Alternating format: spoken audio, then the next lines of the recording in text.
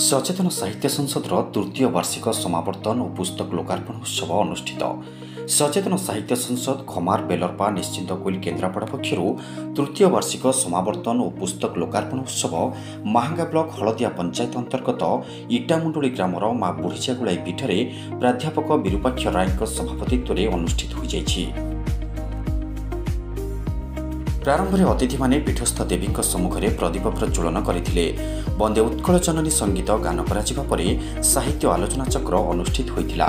यह उत्सव में मुख्य अतिथि भाव लोक साहित्य गवेषक और समालोचक डॉक्टर अजय मिश्र, सम्मानित अतिथि भाव रामचंद्र साहू, रेंगाली उच्च विद्यालय प्रधान शिक्षक कुलमणि जोशी, शिक्षाविद खाननगर उच्च सरकारी उच्च विद्यालय प्राक्तन प्रधान शिक्षक भागवत प्रधान, विशिष्ट शिक्षाविद नरेन्द्रनाथ सतपथी, प्राक्तन महाप्रबंधक चौधरी निरुज चंद्र दास, सुरेश चंद्र महापात्र, सम्मानित वक्ता भावे अवसरप्राप्त प्रधान शिक्षक शारदा प्रसाद मिश्र, मुख्य वक्ता भावे महांगा पुष्पगिरी महाविद्यालय प्राक्तन अध्यक्ष पीताम्बर मिश्र प्रमुख जोगदे आमे ओडिया मो भाषा ओडिया मु मो भाषा को नहीं गर्व करे।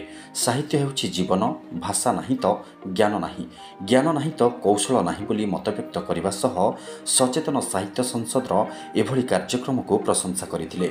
प्रारंभ में डॉक्टर अभय कुमार राउत अतिथि परिचय प्रदान करथिबा बेले तारा प्रसन्न महापात्र प्रारंभिक सूचना प्रदान करथिले। शरद चंद्र मिश्र अतिथि मानकु आसन ग्रहण निमंते आमंत्रण करथिले। एही उपलक्षे संसदर मुखपत्र साहित्य चेतना और शिक्षाविद भागवत प्रधान द्वारा रचित पद्य पंकज शिक्षा और शिक्षक ओडिया वर्ण परिचय कवि रामचंद्र साहू रचित प्रेमर अंतराले मंथरा संकुनी पुस्तक को अतिथि माने लोकार्पण करथिले। अतिथि मानक द्वारा साहित्य विभिन्न क्षेत्र में कृतित्व अर्जन करिथिबा व्यक्तिविशेष को संबर्धित करा जायतिला। सुरेन्द्रनाथ सतपथी मानपत्र पाठ करथिले। कवि महेन्द्र घड़ई और शरद चंद्र राउतଙ୍କ संयोजन में कविता पाठ उत्सव अनुष्ठित होइथिला। एही कार्यक्रम में रामचंद्र प्रधान, विजय कुंवर, प्रफुल्ल कुमार साहू, विवेकानंद दास, कल्पतरु दास, इंजीनियर मनोरंजन त्रिपाठी, निरंजन मेकाप, पंचानन मिश्र, प्रफुल्ल कुमार सिंह, सरोज कुमार घड़ई समेत विभिन्न अंचल बहु साहित्यिक और कवि अंशग्रहण करथिले।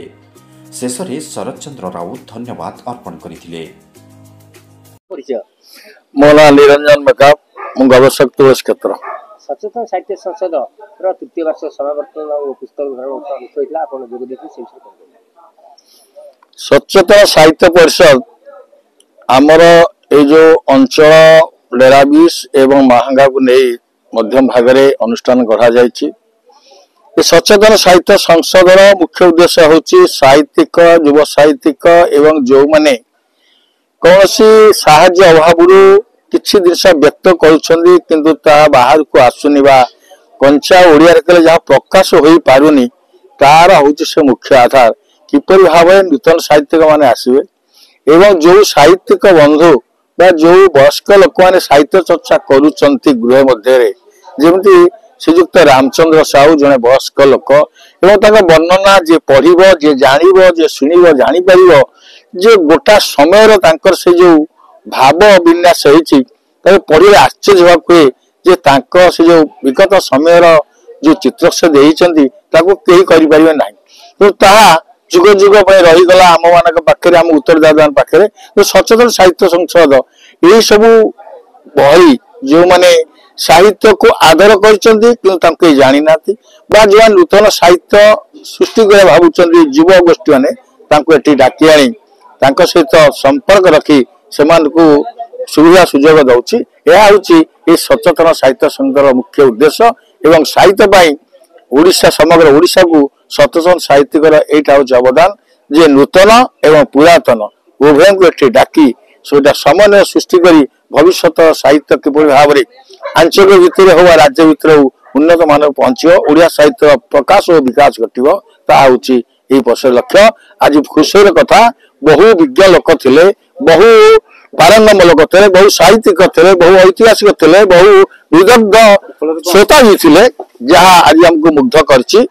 दीर्घ समय सभा चलला आम जिते श्रोता पाइलु से श्रोता माने समस्ते ध्यान सहित बस शुणुले। तेणु श्रोता एवं कर्मकर्ता एवं जो माने बसी वक्ता समस्त धन्यवाद, समस्त शुभेच्छा। मो श्री शरद चंद्र राउत, सहकारी शिक्षक राधाकृष्ण उच्च विद्यालय बलांगीर। आज सचेतन साहित्य संसद तरफ तृतीय वार्षिक समावर्तन उत्सव और पुस्तक लोकार्पण उत्सव अनुष्ठित होता से विषय कौन? आज आम बहुत दूर आसी ये पहुंची ये अंचल रही भी दूर शिक्षकता करूँ कि पहुंची तृतीय वार्षिक जो सचेतन साहित्य संसद द्वारा अनुष्ठित होती बहु मान्यगण्य व्यक्ति बहु साहित्यिक कवि पंडित माने उपस्थित होते एवं बहु विशिष्ट व्यक्ति को ये संवर्धना उत्सव दि जाता संवर्धना कराइला। यार उद्देश्य हूँ सचेतन साहित्य संसद उद्देश्य हूँ जे या भाषार विकास क्षेत्र में किमिति भाषार विकास हो पार बहुत चेष्टा करुँच भाषार बंचाइबा से अहर चेष्टा करी आगक करेंगे एवं कर चली। मु कुलमणि जोशी रेंगाली उच्च विद्यालय प्रधान शिक्षक सचेतन साहित्य संसद तरफ तृतीय वार्षिक समावर्तन और पुस्तक लोकार्पण उत्सव अनुष्ठित होता आप जोग देते से विषय कौन कह?